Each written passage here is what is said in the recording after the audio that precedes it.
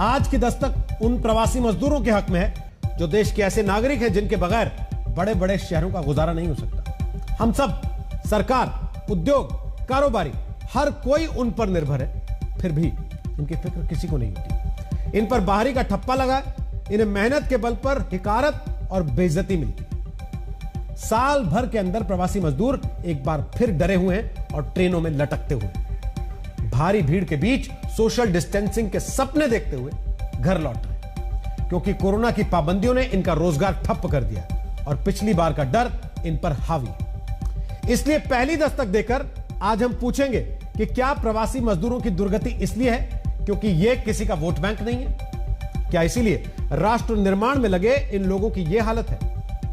आज की दूसरी दस्तक कोरोना के बढ़ते खतरे में बच्चों को परीक्षा के नाम पर उनकी जिंदगी से खिलवाड़ करने वालों के खिलाफ आपको देनी। सवाल यह कि जब बच्चों के पास वैक्सीन जैसी कोई ढाल तक नहीं है, तब उनकी मांग पर खामोशी क्यों है?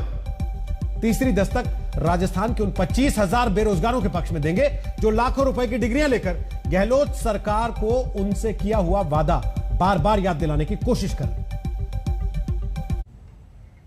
तो अब बात प्रवासी मजदूरों की जिन्होंने पिछले साल लॉकडाउन के बाद तमाम तरह की दिक्कतें झेली। जिस मुंबई में आज 9,200 कोरोना के नए मामले सामने आए हैं, वहां से ट्रेन की खचाखच भरी बोगियों में सफर करके ये लोग अपने घरों को लौट रहे हैं।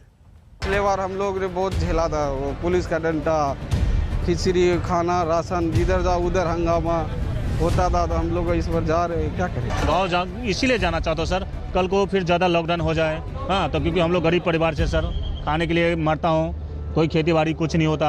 हाँ, बस कमाता हूँ तो खाता हूँ, बस उसके सिवा हम लोग के पास कुछ नहीं है सर। यहाँ पर क्या काम करते हैं? यहाँ पे लॉकडाउन की वजह से पिछली बार फंस गए थे ना, तो इस बार अब सिर्फ ट्रेन से जाएंगे। पहले ट्रक से गए थे तो 5-6 हज़ार भाड़ा दिया और 4-5 दिन में पहुंचाया। ये अब सिर्फ फंस जाएंगे तो भूखन मरेंगे। यहाँ कोई किसी का नहीं होता, बाप का नहीं होता, तो इसीलिए जा रहे हैं। हम लोग कुछ दूर पैदल गया, कुछ दूर ट्रेन से गया, कुछ दूर ट्रक से गया। तो इस बार सोच रहे हैं कि पहले हिंट दे दिए मोदी जी, तो चले जाएं पहले घर।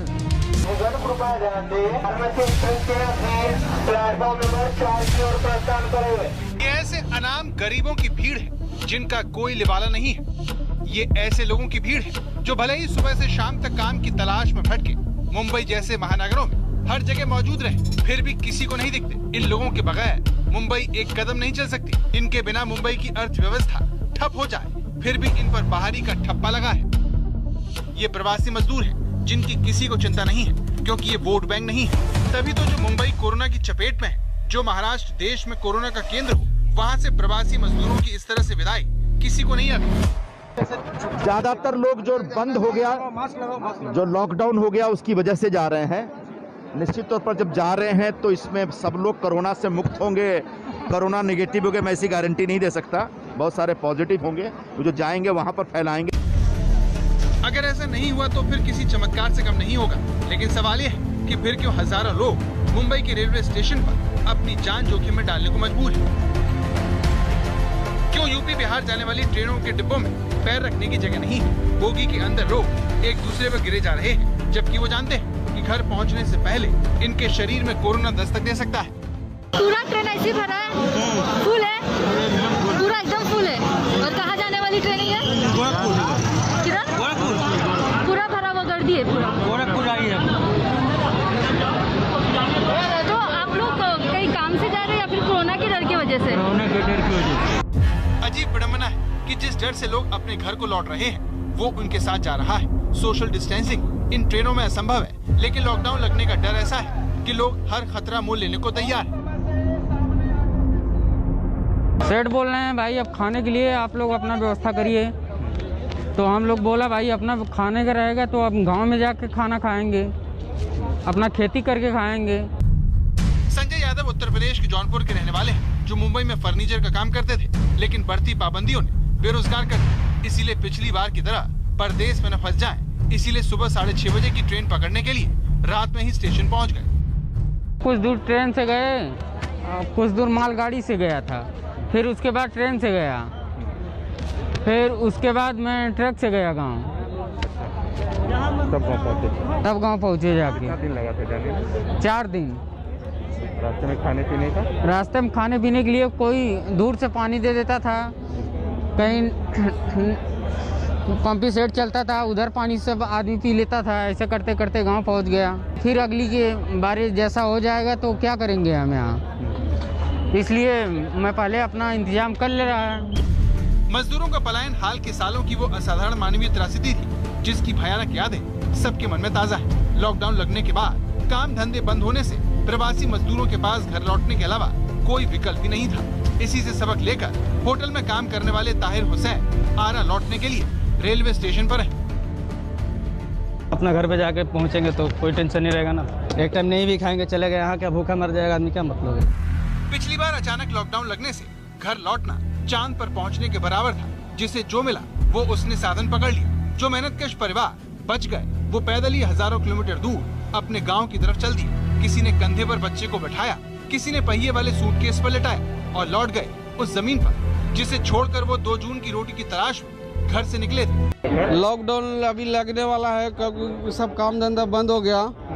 मालिक बोला भैया चला जाओ, अगले बार फंस गए थे, अब इस बार फंस जाओगे तो गरीब आदमी हो, बर्बाद हो जाओगे, इसलिए हम लोग जा रहे हैं। 4 दिन से दुकानें बंद हैं, नौकरी करने वाला क्या खाएंगे क्या वो करेंगे, इसलिए जा रहा हूँ।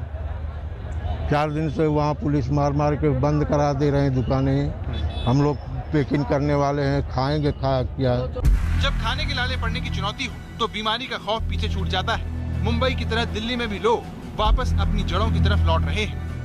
लॉकडाउन लगने वाला है, चल रहे हैं बिहार, कुछ तो गांव में कुछ करके खाएंगे। तो लॉकडाउन तो अभी नहीं लग रहा है, अब रात के लग गया है, दिन के कौन देखा भाई। पिछली बार तो हम लोग फंस गए थे, इस बार हमें जाना जरूरी है। अगर हम नहीं जाएंगे तो फिर फंस भी सकते हैं। प्रवासी मजदूर अपने शहर में हो या फिर दूसरे राज्य में बाहरी ही होते हैं। अपने गृह राज्य में उन्हें परदेसी समझा जाता है क्योंकि वो मेहमानों की तरह त्योहारों पर दिखते हैं। लेकिन कोरोना साल भर के अंदर दूसरी बार प्रवासी मजदूरों को खतरों के बीच घर लौटने को मजबूर कर दिया है। लतीफ शेख के साथ एजाज खान, मुंबई, आज तक। महाराष्ट्र के मुख्यमंत्री कई बार हालात बिगड़ने पर संपूर्ण लॉकडाउन की बात कह चुके हैं। बढ़ती पाबंदियों से लोगों का डर भी बढ़ रहा है। लेकिन आपको जानकर हैरानी होगी कि जिन प्रवासी मजदूरों की तकलीफ को सारी दुनिया ने देखा और महसूस किया, उनमें से कितने लोग लॉकडाउन में घर नहीं पहुंचे, इसका कोई आंकड़ा तक नहीं है। पिछले साल सितंबर में जब संसद में विपक्ष ने सरकार से पूछा कि लॉकडाउन की पाबंदियों की वजह से कितने प्रवासी मजदूरों की मौत हुई, तो सरकार ने इसका डेटा उपलब्ध नहीं होने की बात कही। जिसके बाद इस साल फरवरी में लेबर स्टैंडिंग कमेटी ने सरकार से प्रवासी मजदूरों का डेटा इकट्ठा करने को कहा। इसके बाद सरकार ने बताया कि जुलाई 2020 में 86,14,785 प्रवासी मजदूर घर लौटे, जिसमें से 1,90,000 मजदूर अपने घर पर वापस रुक गए। विभिन्न राज्यों में 88 लाख के करीब प्रवासी मजदूर हैं। हालांकि यह कोई पुख्ता आंकड़ा नहीं है, पर सवाल यह है कि ऐसा क्यों है। क्या इसीलिए क्योंकि ये लोग एक मुश्त वोट बैंक नहीं है? विभिन्न राज्यों में ये लोग बिखरे हुए। हालांकि अच्छी बात यह है कि मोदी सरकार राष्ट्रीय स्तर पर असंगठित और प्रवासी मजदूरों को आधार कार्ड से जोड़कर इनका डेटाबेस तैयार कर रही है, ताकि भविष्य में उन्हें सोशल सिक्योरिटी यानी कि सामाजिक सुरक्षा दी जा सके। दिल्ली में आज सभी सरकारी स्कूल बंद कर दिए गए। इसकी वजह है दिल्ली में कोरोना के ताजा नए केस। दिल्ली में आज 8,000 से ज्यादा नए कोरोना के मामले सामने आए। महाराष्ट्र में 301 लोग पिछले 24 घंटे में कोरोना से मारे गए। आंकड़े बता रहे हैं कि खतरा रोज बढ़ रहा है, जिसने सीबीएसई के 10वीं और 12वीं कक्षा के छात्रों और उनके परिवार वालों की चिंता बढ़ा दी। पिछले साल कोरोना के बीच नीट की परीक्षा करवाने का जमकर विरोध हुआ। देश भर के छात्रों ने ऐतराज जताया, लेकिन सरकार नहीं मानी। इस बार बोर्ड की परीक्षाओं को लेकर भी ऐसा ही विरोध हो रहा है, जबकि खतरा पहले से कई गुना ज्यादा बढ़ा है। बीते 24 घंटे में एक बार फिर कोरोना के मामलों ने अपने सभी रिकॉर्ड तोड़ दिए हैं। देश में नए केस का आंकड़ा 1,31,000 के पार पहुंच चुका है। ये कोरोना महामारी की शुरुआत से लेकर अब तक का सबसे बड़ा आंकड़ा है। दिल्ली में गुरुवार को कोरोना के रिकॉर्ड 7,437 नए मामले सामने आए। ये 139 दिनों में सबसे बड़ा नंबर है। इसे देखते हुए दिल्ली सरकार ने सभी स्कूलों को अगले आदेश तक बंद कर दिया। छत्तीसगढ़ ने तो राज्य में लॉकडाउन की स्थिति को ध्यान में रखते हुए 10वीं की बोर्ड परीक्षाएं स्थगित कर दी, जो 15 अप्रैल से होने वाली थी। देश भर के बच्चों के माता पिता सवाल पूछ रहे हैं कि जब छत्तीसगढ़ 10वीं परीक्षा स्थगित कर सकता है तो सीबीएसई क्यों नहीं। 10वीं और 12वीं की 1 लाख से अधिक छात्रों ने तो सरकार से बोर्ड की परीक्षाएं रद्द करने या फिर उन्हें ऑनलाइन करवाने की गुजारिश भी की है। इससे जुड़ी याचिका पर 1 लाख से ज्यादा छात्रों के साइन भी हैं, लेकिन सीबीएसई बोर्ड परीक्षा को लेकर स्थिति साफ करने को तैयार नहीं है। जबकि एक्सपर्ट्स का भी मानना है कि कोरोना को देखते हुए सरकार 10वीं की परीक्षा तो रद्द ही कर सकती है। केंद्र सरकार 10th के एग्जाम्स को डेफिनेटली कैंसिल करे, क्योंकि 10th में ऐसा कुछ नहीं होता कि आगे उनको बहुत ज्यादा कॉम्पिटिटिव एग्जाम्स में जाना होता है, तो इंटरनल असेसमेंट के थ्रू वो बच्चों को वो पास कर दे। टेस्ट लेकर बच्चा एग्जामिनेशन जाए, क्या ये एक सोल्यूशन हो सकता है? कितने ऐसे टेस्ट में बच्चे को बार बार टेस्ट करना पड़ेगा? फिलहाल भारत दूसरे देशों की तरह हर 18 वर्ष के व्यक्ति को वैक्सीन भी नहीं दे रहा है। भारत में 45 वर्ष और 60 वर्ष से ऊपर लोगों को वैक्सीन लग रही है। बच्चों को फिलहाल वैक्सीन लगने का कोई प्रावधान भी नहीं है कि वो हल्की फुल्की इम्यूनिटी लेकर एग्जाम दे पाए। तो ऐसे में क्या सीबीएसई को इस साल भी ऑफलाइन एग्जाम्स कंडक्ट करने चाहिए? सवाल ये है। तो जब बच्चों को कोरोना से बचाने वाली वैक्सीन उपलब्ध नहीं है, जब रोज खतरा बढ़ रहा है, ऐसे हालात 10वीं और 12वीं के बच्चों को परीक्षा के नाम पर इतने बड़े जोखिम में डालना कहां की समझदारी होगी? दिल्ली से मिलन शर्मा के साथ ब्यूरो रिपोर्ट। और अब खबर राजस्थान से, जहां स्कूलों में 9वीं और 10वीं से लेकर कॉलेजों तक में कंप्यूटर की शिक्षा अनिवार्य है। सरकार ने 2009 में ही स्कूलों में कंप्यूटर लैब बना दी, लेकिन इन स्कूलों में सरकार ने कंप्यूटर टीचर नहीं लगाए, सरकार भूल गई। राजस्थान के स्कूलों में कंप्यूटर लैब में कंप्यूटर्स धूल फांक रहे हैं और कंप्यूटर टीचर की बहाली के लिए एमटेक और बीटेक किए हुए बैठे बेरोजगार शिक्षा विभाग के दफ्तर के बाहर प्रदर्शन कर रहे हैं। जयपुर से हमारे सहयोगी शरद कुमार की यह एक्सक्लूसिव रिपोर्ट बेरोजगारी के खिलाफ सीरीज की हमारी आज की दस्तक है।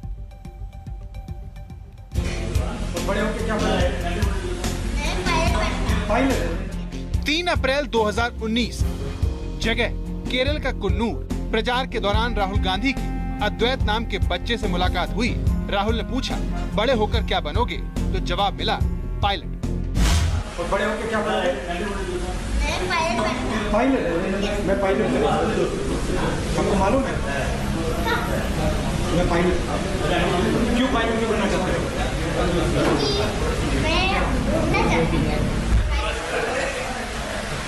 और कौन से जहाज में उड़ना चाहते हो? जहाज में उड़ना चाहते हो? क्यों?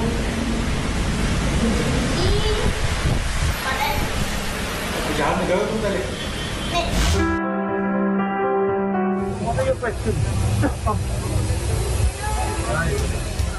इसके बाद अगले दिन राहुल गांधी अद्वैत को विमान के कॉकपिट में ले गए और एक छोटे से सपने को वो ऊर्जा दी जो उसे सदा अपने ख्वाब से जुड़े रखेगी।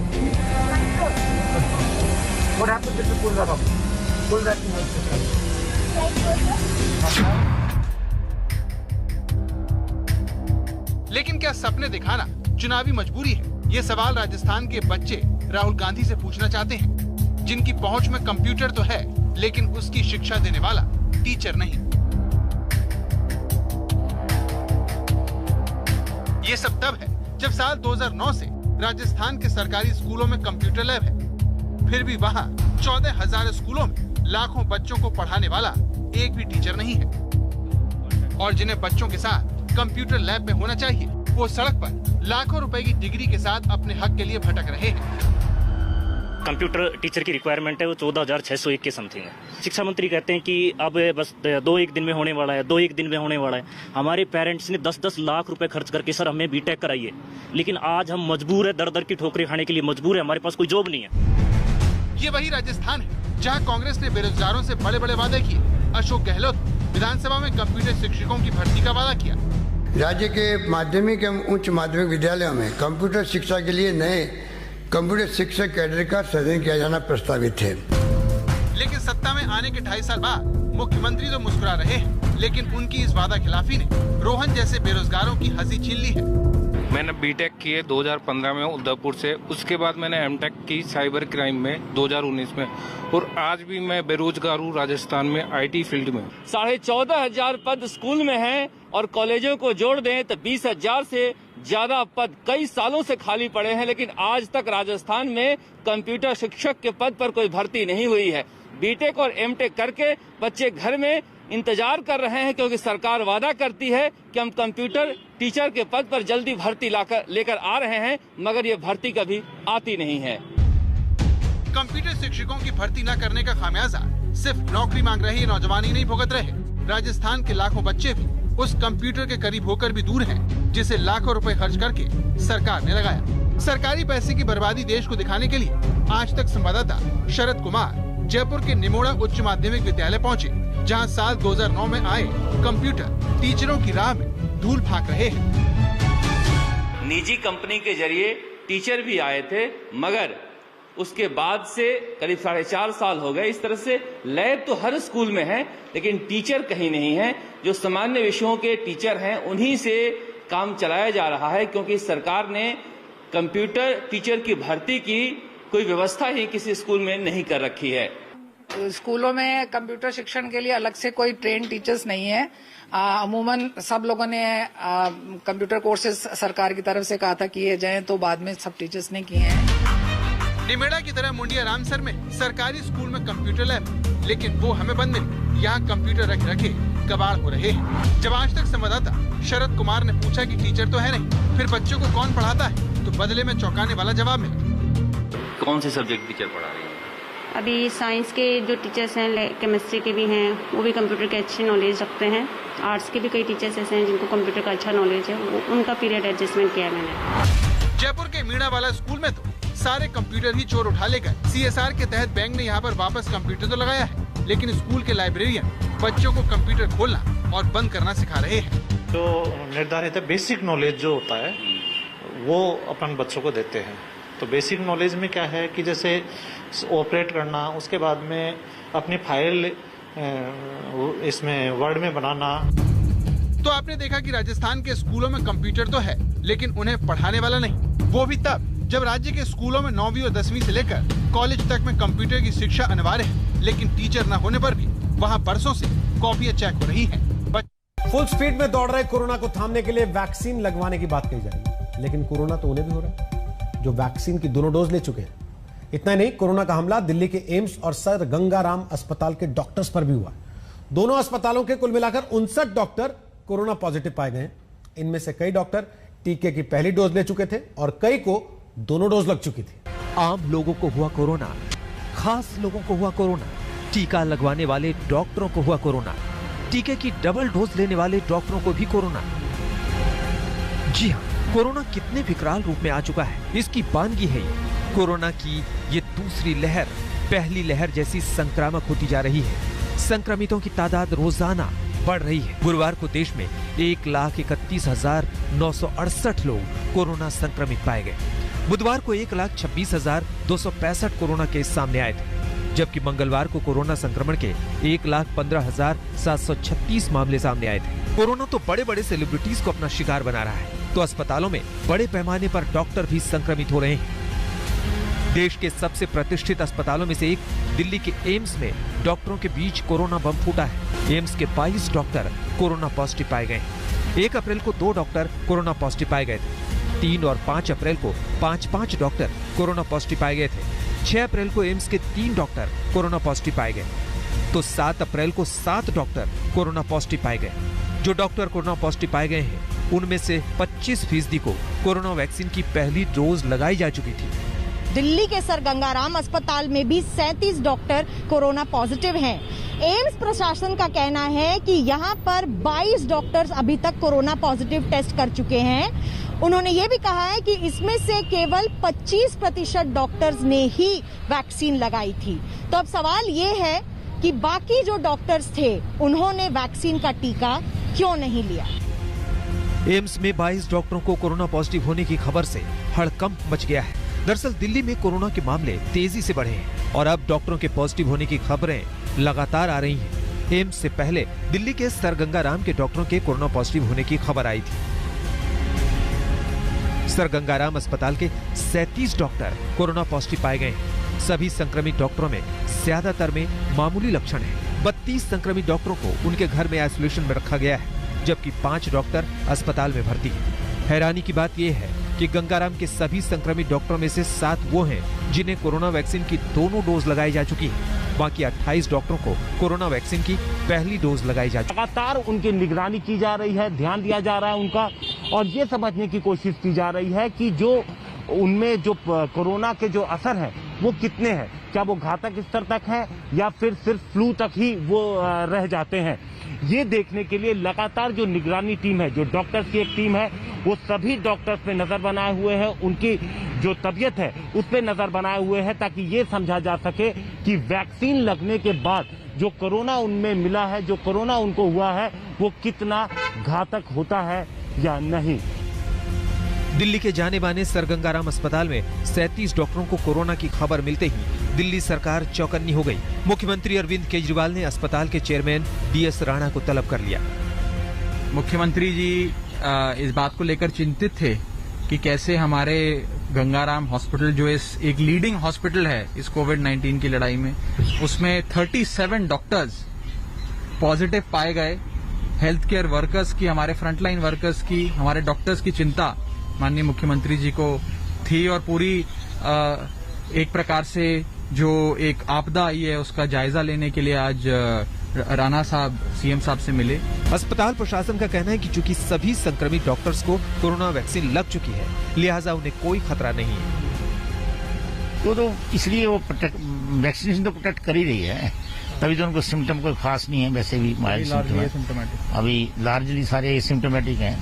तो वैक्सीनेशन का मतलब ये नहीं है कि वैक्सीनेशन लगाने के बाद कोरोना आपको अटैक नहीं कर सकता, अटैक कर लेगा पर आगे बीमारी नहीं कर सकता ज्यादा। अब टाइम बताएगा, पर मेरे मुताबिक ऐसे वैक्सीनेशन का होता है ना कि एंटीबॉडी बन जाती है, तो एंटीबॉडी आपको फाइट करेगी कोरोना वायरस को। दिल्ली के 2 बड़े अस्पतालों में 59 डॉक्टरों के कोरोना पॉजिटिव होने की खबर बेहद चौंकाने वाली है। इनमें से ज्यादातर वो हैं जिन्हें वैक्सीन लगाई जा चुकी थी। 7 डॉक्टरों को दोनों डोज लगाई जा चुकी थी। मतलब साफ है, कोरोना वैक्सीन के दोनों डोज लगवाने के बाद भी लापरवाही नहीं बरतनी है। मिलन शर्मा के साथ हिमांशु मिश्रा, दिल्ली आज तक। दिल्ली नहीं, यूपी और बिहार के अस्पतालों में भी टीके लगवा चुके डॉक्टर्स कोरोना पॉजिटिव मिल रहे हैं। लखनऊ के KGMU के वाइस चांसलर समेत 40 डॉक्टर कोरोना संक्रमित पाए गए। इन सभी ने टीका लगवाया था। पूरब के एम्स के नाम से मशहूर बनारस के सर सुंदरलाल अस्पताल के 17 डॉक्टर्स कोरोना पॉजिटिव पाए गए। उत्तर प्रदेश की राजधानी लखनऊ की king George medical university corona के पहले दौर में पिछले साल जहां KGMU में हजारों कोरोना मरीजों का इलाज हुआ था, वहीं इस बार कोरोना की दूसरी लहर में यहां ऐसी दहशत मचाई है कि इलाज करने वालों को खुद इलाज की जरूरत पड़ गई। KGMU के 40 डॉक्टर कोरोना पॉजिटिव पाए गए हैं। KGMU के कुलपति डॉक्टर विपिन पुरी और चिकित्सा अधीक्षक डॉक्टर हिमांशु भी कोरोना संक्रमित हो गए हैं। सर्जरी विभाग के 20 डॉक्टर पॉजिटिव मिले हैं, तो यूरोलॉजी विभाग के 9 डॉक्टरों में कोरोना का संक्रमण मिला है। क्रिटिकल केयर मेडिसिन विभाग में भी 3 डॉक्टर संक्रमित पाए गए हैं। उत्तर प्रदेश की राजधानी लखनऊ में किंग्स जॉर्ज मेडिकल यूनिवर्सिटी में डॉक्टर्स के कोरोना के संक्रमित होने के बाद एक बड़ा मामला सामने आया, जहां पर खुद इस यूनिवर्सिटी के जो कुलपति हैं डॉक्टर विपिन पुरी और चिकित्सा अधीक्षक डॉक्टर हिमांशु कोरोना संक्रमित पाए गए। हम आपको बता दें कि कुलपति विपिन पुरी दोबारा कोरोना पॉजिटिव हुए हैं। इससे पहले भी उन्हें कोरोना हो गया था और कोरोना संक्रमित डॉक्टरों में सर्जरी विभाग के 20 डॉक्टर, इसके अलावा यूरोलॉजी विभाग के 9 डॉक्टर संक्रमित बताए जा रहे हैं और क्रिटिकल केयर मेडिसिन के भी 3 डॉक्टर संक्रमित मिले हैं। KGMU के संक्रमित डॉक्टरों के बारे में चौंकाने वाली बात यह है कि इसमें से ज्यादातर डॉक्टर कोरोना वैक्सीन की दोनों डोज ले चुके हैं। ज्यादातर डॉक्टरों को 25 मार्च को ही वैक्सीन की दूसरी डोज दी गई थी। वैक्सीन की दोनों डोज जैसे लग गई हैं, लेकिन प्रॉपर समय भी नहीं हुआ कि एंटीबॉडीज बने, और तो अगर इसमें संक्रमण होता है तो प्रतिरोधक क्षमता उतनी नहीं डेवलप हुई होती है, ऐसे में संक्रमण होने का खतरा रहता है। लेकिन ये देखा गया जिनको वैक्सीन लगी है और साथ में कुछ प्रतिरोधक क्षमता डेवलप हुई है, तो ऐसे लोगों में संक्रमण का जो तीव्रता होती है वो थोड़ा उतनी मैग्नीट्यूड का नहीं होता है और ज़्यादातर लोगों में सुधार जल्दी आ जाता है। KGMU ही नहीं, लखनऊ के दूसरे अस्पतालों में डॉक्टर और कर्मचारी कोरोना संक्रमित पाए जा रहे हैं। लखनऊ के बलरामपुर अस्पताल में सीएमएस और एमएस कोरोना पॉजिटिव पाए गए। अस्पताल के 2 और डॉक्टरों समेत कुल 10 स्वास्थ्यकर्मी कोरोना पॉजिटिव मिले। लखनऊ के संजय गांधी पीजीआई के डायरेक्टर डॉक्टर आर.के. धीमान और उनकी पत्नी कोरोना पॉजिटिव पाए गए। लखनऊ ही नहीं, पूर्वांचल का एम्स कहे जाने वाले वाराणसी के सर सुंदरलाल अस्पताल के 17 डॉक्टर कोरोना पॉजिटिव पाए गए। मुख्यमंत्री योगी आदित्यनाथ के साथ बैठक में ये जानकारी खुद अस्पताल के चिकित्सा अधीक्षक ने दी।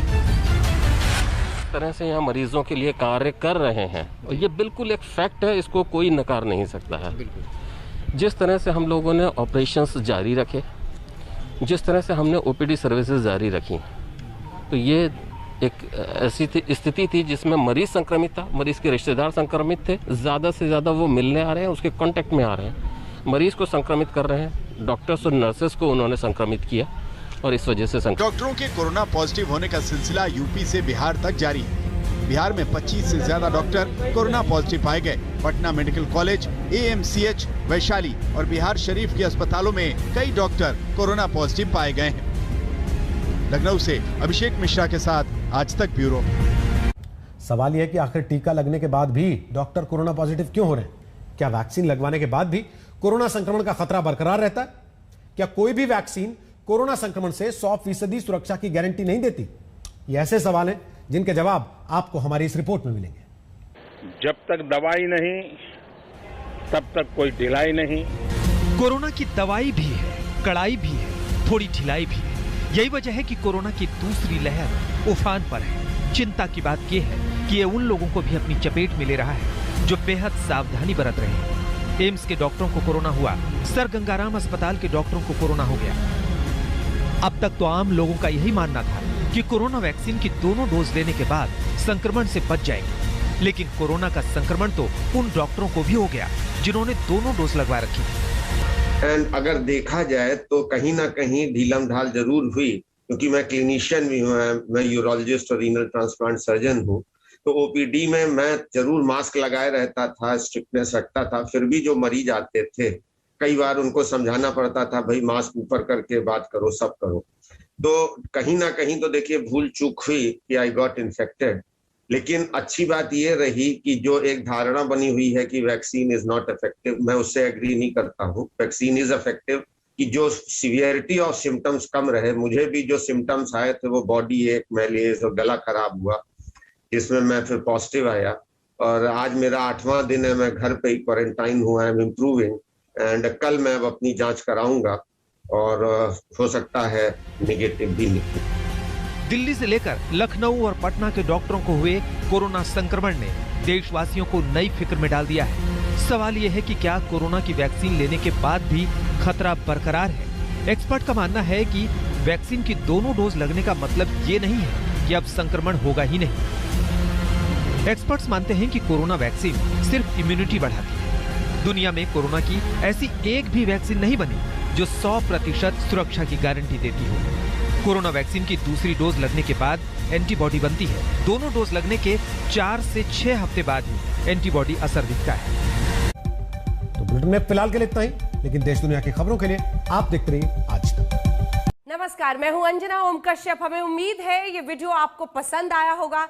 लेटेस्ट खबरों के लिए यूं ही देखते रहिए आज तक और इस वीडियो के पसंद आने पर लाइक, शेयर एंड सब्सक्राइब करना ना भूलें।